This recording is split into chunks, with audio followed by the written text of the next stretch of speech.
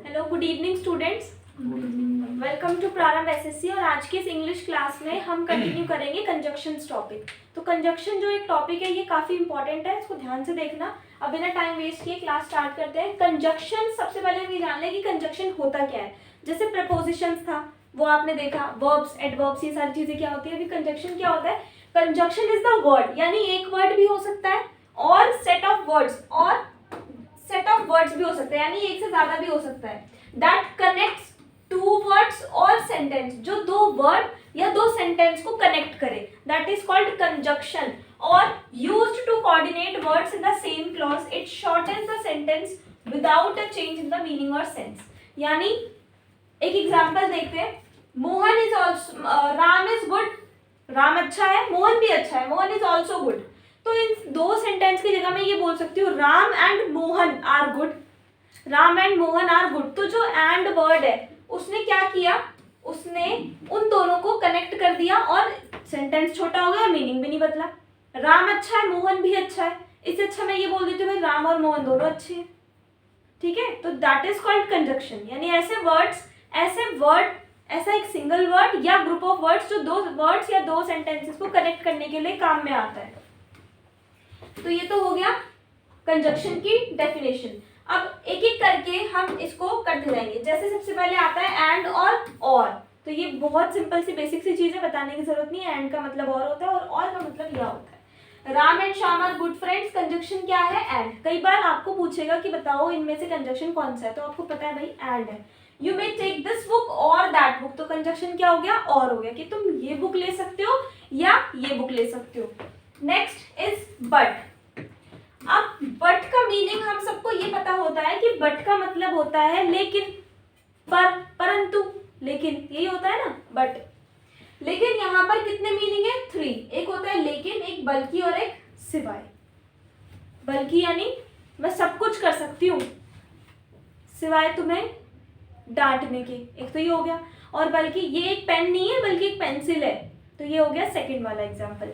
और लेकिन का तो पता ही है कि मैं क्लास आ रही थी लेकिन लेट हो गया मुझे, ऐसे। ठीक है, तो लेकिन पर परंतु का अगर हम एग्जांपल देखें तो Ram and Shyam are good friends. Ram और श्याम गुड फ्रेंड्स तो है, लेकिन they fight with each other, वो एक दूसरे के साथ लड़ते हैं। Ram and Shyam are good friends but they fight with each other. He is very intelligent, वो बहुत इंटेलिजेंट है, बट ही इज पुअर, लेकिन वो गरीब है।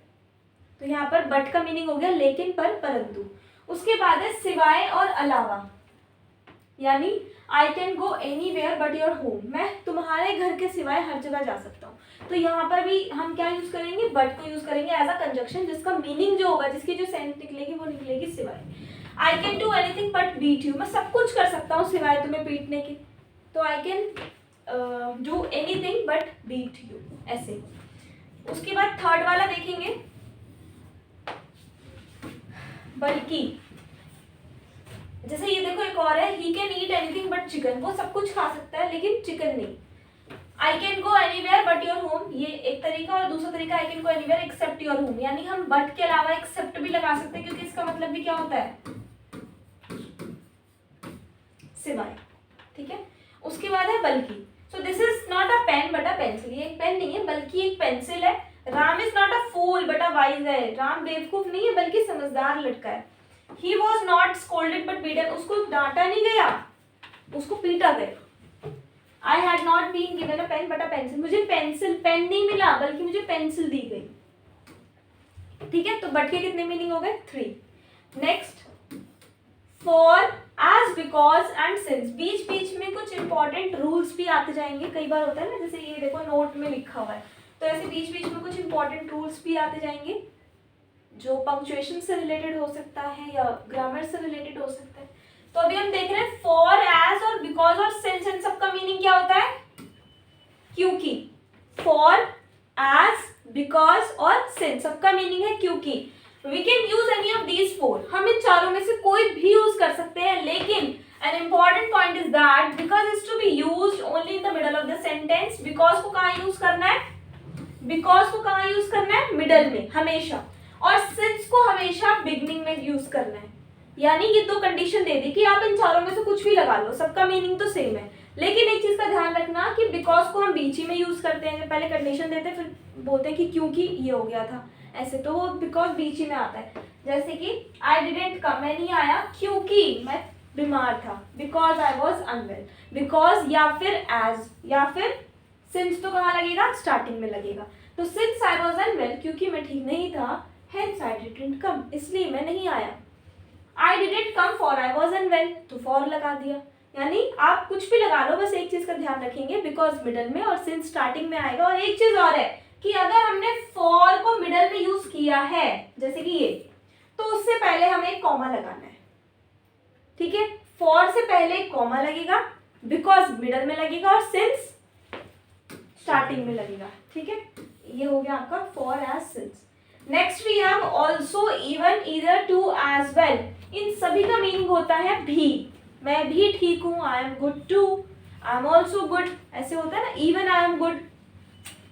तो अब यहाँ पर भी क्या है, कंडीशन है। सभी का जो मीनिंग है वो है भी, लेकिन कंडीशन है। क्या कंडीशन है?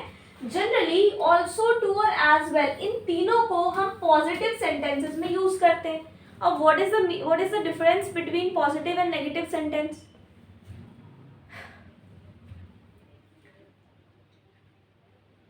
पॉजिटिव मतलब जिसमें नॉट नहीं है, और नेगेटिव मतलब जिसमें नॉट है। तो जो नेगेटिव सेंटेंस है उसमें यूज नहीं होगा, किसका? ऑल्सो, टू और एज वेल का। उसमें किसका यूज होगा? उसमें इसका यूज होगा। इवन को हम कहीं भी लगा सकते हैं, पॉजिटिव और नेगेटिव, और ईदर को आप लगाएंगे नेगेटिव में। ईदर नेगेटिव के लिए होगा, also, too, as well positive के लिए, और इवन को कहीं भी लगा लो, कहीं भी, पॉजिटिव नेगेटिव दोनों के लिए। Positive as well as negative sentences. Example देखेंगे।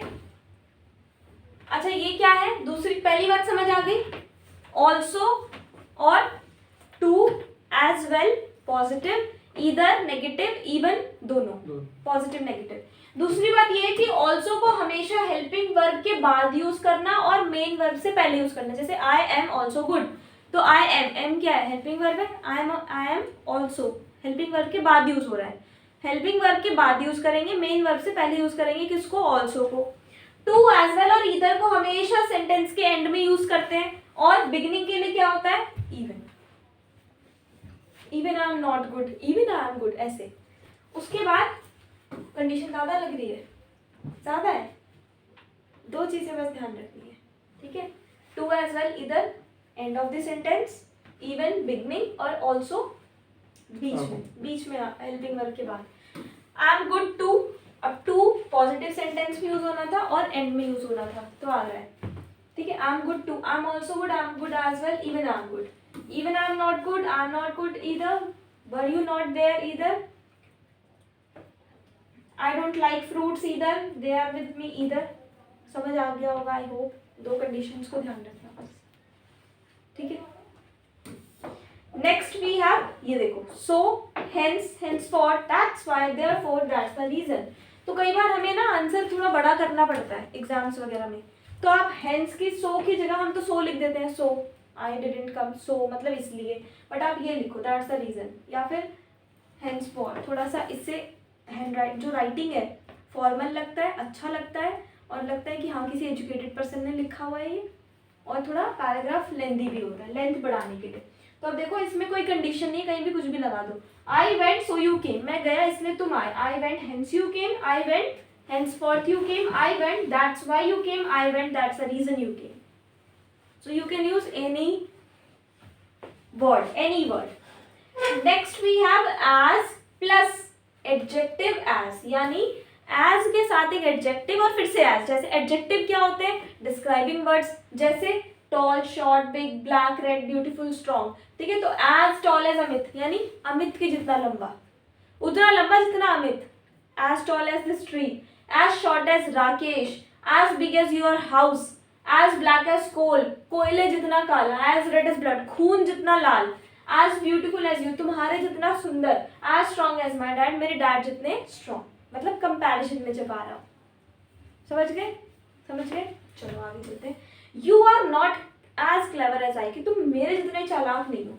Ram is not as mad as he is, Ram उसके जितना पागल नहीं है। ठीक है, can you sing as good as I can, क्या तुम मेरे जितना अच्छा गा सकते हो। आर यू माई एज, क्या तुम मेरी उम्र के हो। ये सेंटेंस वैसे ही है, या तो ऐसे बोल दो या फिर आप ऐसे बोल दो, are you as old as I am, क्या तुम मेरे जितने उम्र के हो। समझ आ गया। एक तो हो गया as plus adjective plus as. एक सिंगल एज की अगर हम बात करें तो बोलते हैं ना, as a teacher, as a student, it is your duty to complete your homework, to revise every day. So as के 3 मीनिंग होते हैं। एक हो गया जैसा, as you say, as you wish, जैसा आप कहें। एक होता है के तौर पर, I am working here as a teacher. एक होता है के नाते, तो so as a teacher it's my duty to guide my students for success of being a teacher is my responsibility and obligation that I guide my students to success, just like this. Okay, 3 हो गए, जैसा, के तौर पर, के नाते। Clear है इतना। आगे चलते हैं। एज वेल एज, तो ये तो पता होगा, एज वेल एज मतलब साथ ही साथ। Ram is educated as well as his parents are educated, कि राम तो एजुकेटेड है ही, साथ ही साथ उसके पेरेंट्स भी एजुकेटेड है। ठीक है, and doing job as well as doing studying also, doing study also, कि मैं जॉब तो कर रही हूँ साथ साथ पढ़ाई भी कर रही हूँ, ऐसे हो गया। तो साथ ही साथ। अच्छा, इसमें एक रूल हमें ध्यान रखना होता है। कौन सा रूल है वो, कि जब हम 2 सब्जेक्ट की बात करें, एज वेल एज 2 सब्जेक्ट के बीच में अगर आया है तो हेल्पिंग वर्ब पहले सब्जेक्ट के अकॉर्डिंग ही लगानी है। जैसे यहाँ पर आप देखोगे, यहाँ पर 2 सब्जेक्ट है, कौन, एक तो आई और एक माई फ्रेंड्स, है ना। लेकिन यहाँ पर मैंने क्या लगाया है, एम, लेकिन यहाँ तो फ्रेंड्स हो गया ना, तो आर लगना चाहिए था। बट इसका रूल ये कहता है कि जो आपका फर्स्ट सब्जेक्ट है ना, उसके हिसाब से आप हेल्पिंग वर्ब लगाओ। I as well as my friends am good, ऐसे। ही के साथ क्या आएगा, इज आएगा, लेकिन यहाँ तो ब्रदर्स है। He as well as his 3 brothers is going, तो हमने he के अकॉर्डिंग यहाँ पर हेल्पिंग वर्ब लगाई है is, ना कि brothers के अकॉर्डिंग लगाई है are। brothers यानी ज्यादा हो गए।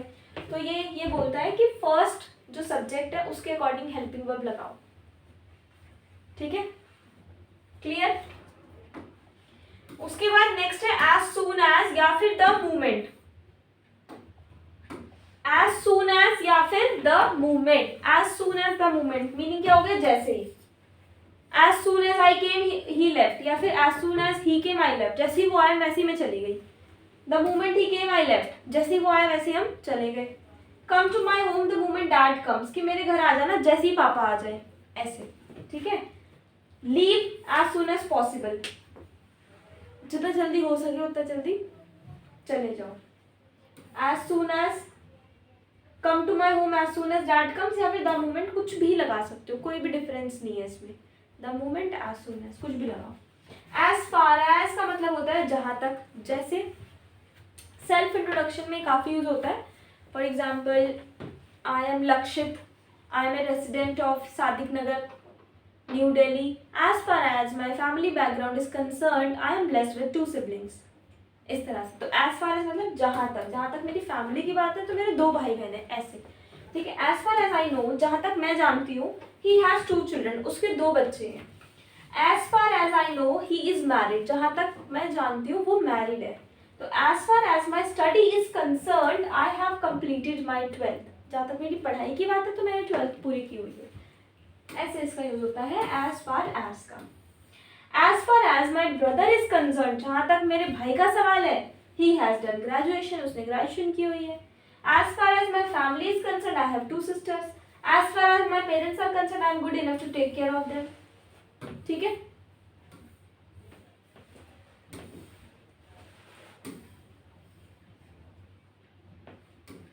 अब ये देखो, इसमें 2 वर्ड्स हैं, एक although, 2 even if, even though, और फिर एंड के साथ नीचे और भी लिखे हुए, यानी then also, even then, yet, still, however. इन दोनों को हमें एक ही सेंटेंस में यूज करना होता है, दोनों को एक ही सेंटेंस में यूज करना होता है। कैसे, जैसे अगर मैंने बोला भले ही तुमने काम पूरा नहीं किया फिर भी तुम्हें ये आता है, ऐसे। भले ही, फिर भी, यानी ऊपर से एक वर्ड लगेगा और फिर नीचे से एक वर्ड लगेगा। इसमें एक कंडीशन है, बस एक कंडीशन क्या है कि अगर आपने ऑल्दो यूज किया है, यानी ऊपर से अगर आप ऑल्दो वर्ड उठा रहे हो तो नीचे से आपको येट ही यूज करना होगा। ऑल्दो के साथ येट ही आता है, ठीक है, इसमें ये वाली कंडीशन है। वैसे आप ऊपर से कोई सा भी वर्ड लो, दो लो, इवन इफ लो, इवन दो लो, कोई सा भी लो और किसी के भी साथ किसी को भी मैच कर दो, डजंट मैटर। लेकिन अगर आप ऑल्दो का यूज कर रहे हैं तो आपको ऑल्दो के साथ येट का ही यूज करना होगा, ये इसका रूल बोलता है। जैसे इवन इफ, तो ऊपर से मैंने कौन सा लिया, इवन इफ, ये वाला, उसके साथ कौन सा लगा दिया, देन ऑल्सो लगा दिया। आप इवन देन भी लगा सकते हो, आप येट भी लगा सकते हो, आप कुछ भी लगा सकते हो, लेकिन अगर ऑल्दो है तो उसके साथ वही आएगा। Even if he never went to school, कि कभी भले ही वो कभी स्कूल नहीं गया, then also he knows everything, फिर भी वो सब कुछ जानता है। Though he never went to school, तो इसका मीनिंग भी वही हो गया, भले वो कभी स्कूल नहीं गया, still he knows everything. Although he never went to school, yet he knows everything. Although I am poor, भले ही मैं गरीब हूँ, yet फिर भी I try to help you with money, आपको पैसे से मैं मदद करने की कोशिश करूँगा। Though I haven't done it, हालांकि मैंने नहीं किया, still फिर भी whatever you will decide I'll accept, फिर भी आप जो डिसाइड करेंगे मैं उसको एक्सेप्ट कर लूँगा। Even if I was unwell, भले ही मेरी तबीयत ठीक नहीं थी, then also I worked, फिर भी मैंने काम किया। समझ गए? इसमें एक कंडीशन ऑल्दो के साथ येट वाली कंडीशन याद रखना, बाकी आप कहीं पर भी कुछ भी लगा सकते हैं। नेक्स्ट वी हैव सच, तो सच का मतलब होता है ऐसा, सच पीपल, ऐसे लोग, सच स्टोरीज, ऐसी कहानियां। सच पीपल आर सेल्फिश, ऐसे लोग स्वार्थी होते हैं। आई डोंट लाइक सच चिल्ड्रन, मुझे ऐसे बच्चे नहीं पसंद। I have heard many such stories, मैंने ऐसी कई कहानियां सुनी है।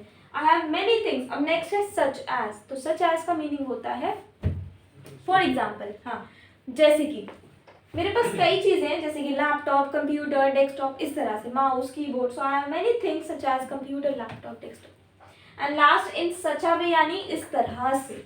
You are talking me in such a way that you are my boss, कि तुम मुझसे इस तरह से बात कर रहे हो जैसे तुम मेरे बॉस हो।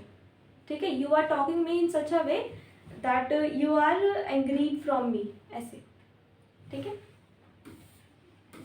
Next we have as if, as though, थोड़ा सा कंफ्यूजिंग है ये। एज इफ, एज दो, इसका मतलब होता है मानो, जैसे कि you talk me in such a way as if you know everything, तुम ऐसे बात कर रहे हो मानो तुम्हें सब पता हो। या फिर you talk in such a way as though you know everything, तो एज दो लगा लो, एज इफ लगा लो, एक ही बात है, कोई डिफरेंस नहीं है। He was speaking with me in such a way as if I am his servant, कि वो मुझसे ऐसे बात करे जैसे मैं उसका नौकर हूँ, तो सुना ही होगा आपने, है ना। दिस इज वेरी इंपॉर्टेंट, ये आपने देखा भी होगा, ईदर और, नीदर नॉर, देखा है ना। तो ईदर और का यूज हम करते हैं कि या तो ये या तो वो, या तो तुम जाओ या मुझे जाने दो। ईदर यू गो और late me go, either you go और लेट मी गो, या तो राम जाएगा या फिर मैं जाऊंगा। ईदर राम विल गो और आई विल गो। ठीक है, मैं या तो मैं दिल्ली जाऊंगा या मुंबई, आई विल ईदर, इधर आगे भी लगा सकते हो, आई ईदर गो दिल्ली और मुंबई। या तो तुम गलत हो या वो, ईदर यू और ही इज रॉन्ग, या तो तुम गलत हो या वो गलत है। समझ गए? तो इसमें हम ईदर और का यूज करते हैं, ईदर के साथ और का यूज होगा ही होगा, मतलब एक साथ होगा, एक सेंटेंस में दोनों का यूज होगा ही होगा। नीदर नॉर मतलब ना तो तुम जाओ ना मुझे जाने दो, ना तो ये ना तो वो, ना तुम जाओ ना मुझे जाने दो। Neither you go nor let me go, मैं ना दिल्ली जाऊंगा ना Mumbai, I neither go to Delhi nor Mumbai. ना तुम गलत हो ना वो, neither you wrong nor he, ना मैंने पूछा और ना उसने बताया, neither I asked nor she tell. एक स्पेशल केस कभी कभी आ जाता है जिसमें यहाँ पर आता है तुम नहीं आते वो भी नहीं आता, मैंने नहीं पूछा ना उसने पूछा, मतलब नहीं आ जाता है इसमें, नहीं और न वाला, नहीं और वो भी नहीं। ठीक है, वो नहीं जा पाया ना मैं जा पाया, so you don't come neither does he. तो यहाँ पर डोंट मतलब डू नॉट, यानी नॉट के साथ नीदर। ठीक है, नेक्स्ट देखेंगे सो। तो सो का मतलब एक तो वो होता है इसलिए, सो का मतलब इसलिए होता है, हेंस मैंने बताया। दूसरा एक स्पेशल केस में सो का मतलब वो भी होता है, वो भी, तुम आते हो वो भी आता है, you come so does he. I asked so did she, मैंने पूछा उसने भी, तो सो मतलब उसने भी वो भी। समझ गए? नहीं समझे? समझ गए ना। उसके बाद नॉट ओनली बट ऑल्सो, ना केवल ये बल्कि ये भी, he is not only a manager, वो सिर्फ मैनेजर नहीं है, बट ऑल्सो ए स्टूडेंट, बल्कि एक स्टूडेंट भी है। तो ना केवल ये बल्कि ये भी। He can speak not only English but also Punjabi, सिर्फ इंग्लिश नहीं वो पंजाबी भी बोलता है। उसके बाद इफ का मीनिंग तो आपको पता ही होगा भाई, इफ का मतलब यदि होता है और अगर होता है। इसको मैं ज्यादा ब्रीफ आपको नहीं करूंगी, पता है ना इसमें, तो इफ का मतलब यदि होता है, कोई भी डिफरेंस ऐसा इसमें खास है नहीं। हाँ ये इंपॉर्टेंट है, लेस्ट, लेस्ट और शुड, शायद आपने देखा भी ना हो, सुना भी नहीं, देखा नहीं, देखा ना। शुड तो मतलब पता है भाई चाहिए, लेकिन लेस्ट को हमें शुड के साथ यूज करना है। कैसे? लेस्ट और शुड का मतलब होता है कहीं ऐसा ना हो जाए, या फिर कहीं ये ना हो कि, जैसे आई will work hard लेस्ट I should fail, मैं मेहनत करूंगा कहीं ऐसा ना हो कि मैं फेल हो जाऊं, लेस्ट आई शुड फेल, ऐसे। ठीक है। Write the correct address lest courier should go somewhere else, सीधा सही एड्रेस लिखो, कहीं ऐसा ना हो कि कुरियर कहीं और चला जाए। Don't go there lest he should scold you, वहां मत जाओ, डोंट गो देयर, वहां मत जाओ, lest he should scold you, कहीं ऐसा ना हो कि वो तुम्हें डांटे। समझ गए? लेस्ट को शुड के साथ यूज करते हैं, कहीं ऐसा ना हो कि। नेक्स्ट है अदरवाइज और एल्स। अदरवाइज मतलब क्या होता है? नहीं तो, अदरवाइज नहीं तो या फिर वरना। आई will work hard otherwise I will fail, मैं मेहनत करूंगा वरना मैं फेल हो जाऊंगा, सिंपल सी बात है। Write the correct address otherwise courier can go somewhere else, don't go there और else he will scold you, कुछ भी लगा दो दोनों में से। So next we have so that. So that का मतलब होता है ताकि। I will work hard so that I pass, मैं मेहनत करूंगा ताकि मैं पास हो जाऊं, सो दैट मतलब ताकि। Be with me so that I didn't feel bored, मेरे साथ रहो ताकि मुझे बोर ना लगे। Do it so that you could also say that you had also done something, तुम ये करो ताकि तुम भी कह सको कि तुमने भी कुछ किया है। ठीक है। अच्छा ये देखो, अब प्रोवाइड का मतलब क्या होता है, आज हम यहीं तक करेंगे, बाकी नेक्स्ट क्लास में कंटिन्यू करेंगे। प्रोवाइड का मतलब क्या होता है? प्रोवाइड करना किसी चीज को, बट यहाँ पर प्रोवाइडेड और प्रोवाइडिंग का मतलब होता है शर्त ये है कि, ठीक है, जैसे मैं तुम्हें छुट्टी तो दे दूंगी पर शर्त ये है कि, ये वाला सेंटेंस है ये शर्त, ये वाला सेंटेंस है। I will meet you provided you promise me that you will not ask about Ram, he will come providing Ram doesn't come, कि वो आएगा पर शर्त ये है कि राम ना आए। ही will come providing Ram will not come. ठीक है। So these are the conjunction. We have more conjunctions but we'll continue in the next class. So for now, thank you so much.